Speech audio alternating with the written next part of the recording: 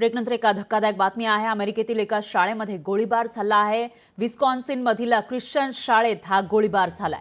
एका 17 वर्षीय विद्यार्थिनीने गोळीबार केल्याची माहिती समोर येते। गोळीबार करणाऱ्या विद्यार्थिनीसह शिक्षक सहकारी विद्यार्थ्यांचा मृत्यू झाला आहे, तर गोळीबारामध्ये अनेक जण जखमी झाले।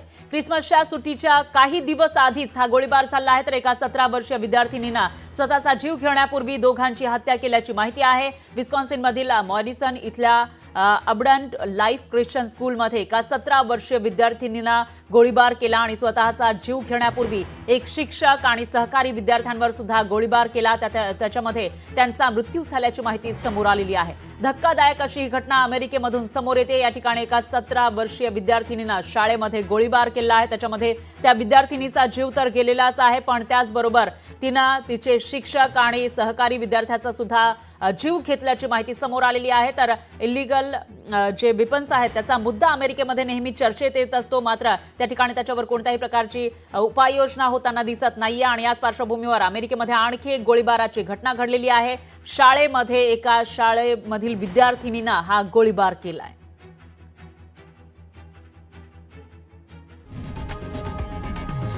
लोकशाही मराठी ऐका, पहा, जागरूक रहा।